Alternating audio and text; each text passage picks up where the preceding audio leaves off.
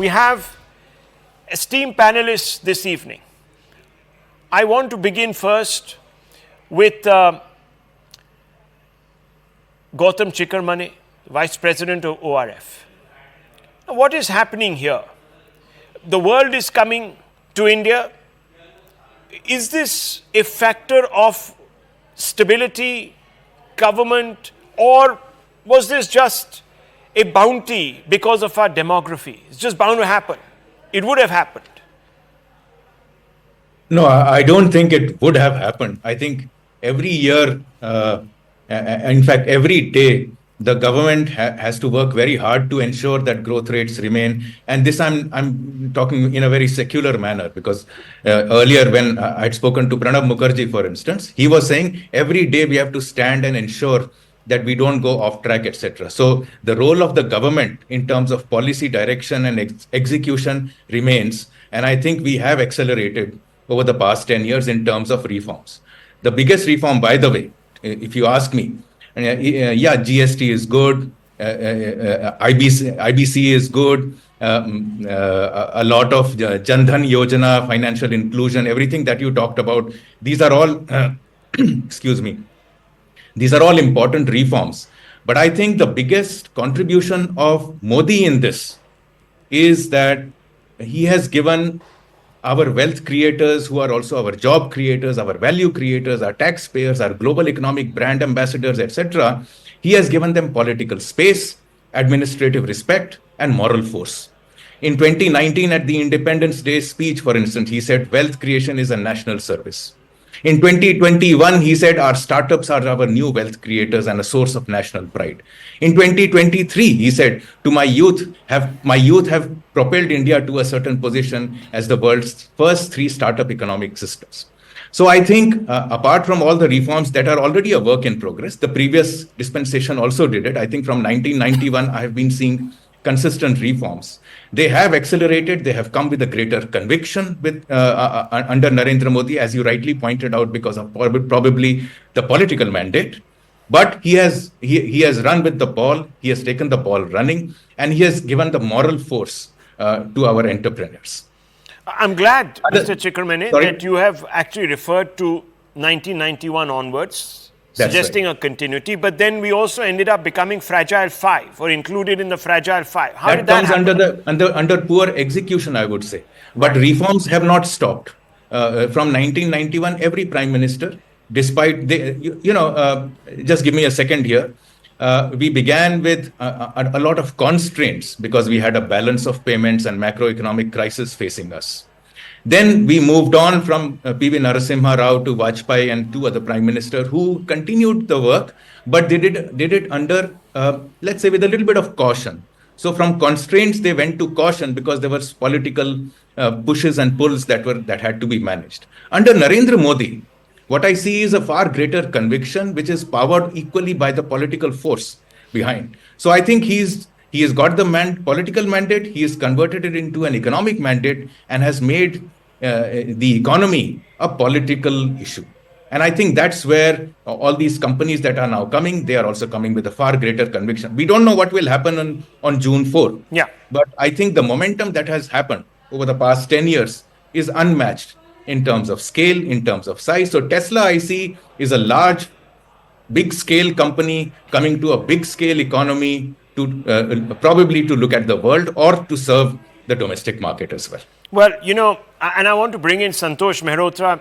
Professor Nalapat is also here with us, so eminent voices tonight. Mr.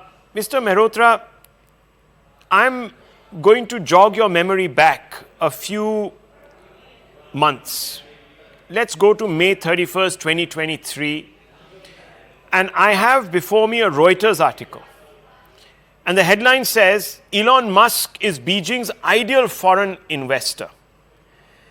And it goes on to show how Elon Musk believed, and this is his words, not mine, that basically the Chinese and American business, there's an inevitability there as far as their inseparable interests are concerned. His words, not mine.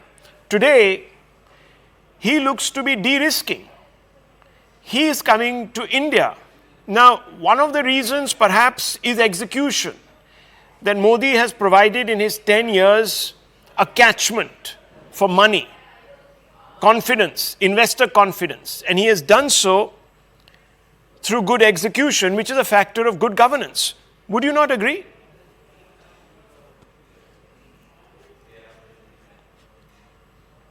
You're on mute, I think. If you just unmute yourself, thank you. Yes. Forgive me. Yes. Yeah.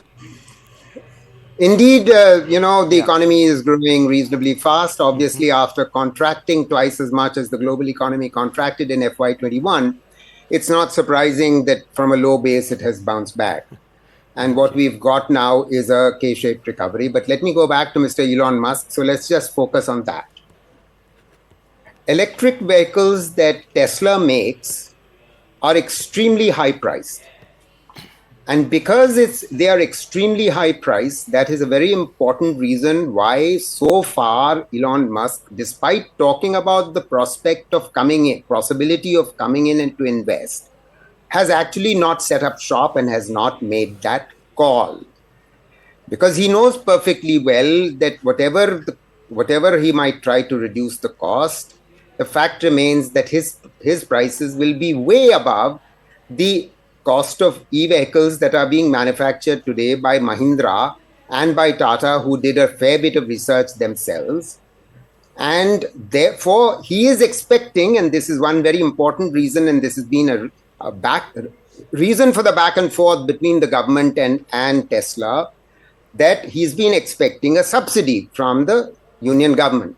And the government has obviously not been willing to actually grant subsidy in a situation where his car, in any case, is going to be highly priced. And we know that cars is not necessarily something that the government has actually been promoting that much. It's promoting much more two-wheelers.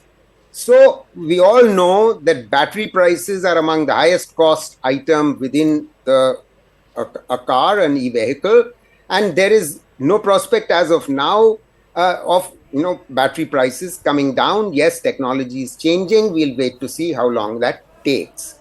So this is point one. Point two I wanted to make is that in the context of China plus one, let's just recall that most of the investment that has been exiting from China has actually gone to Vietnam and to Bangladesh. It's not that some has not come to India, but a very limited one has come. So we should have a very realistic way of thinking about China plus one. Right. No, finally, hang on. Just 1 second. Mr. Mehrotra, on your first point.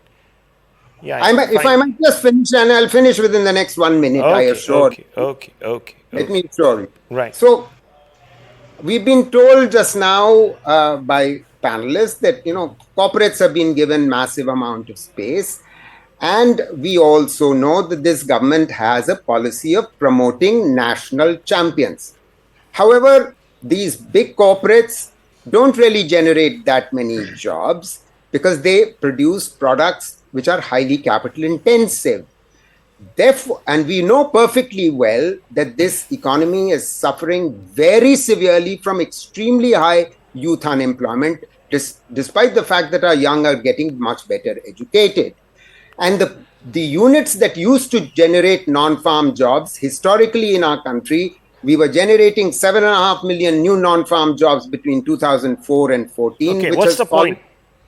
Point is very simple, that MSMEs need to be supported, not national champions. Okay, now 1 second. Now, this is like a bit of filibustering going on. You've spoken for 7 minutes. So let me now bring in Mr. Gautam Chikkarmane to step in. I have to just about 10 minutes. Just 1 second. Look,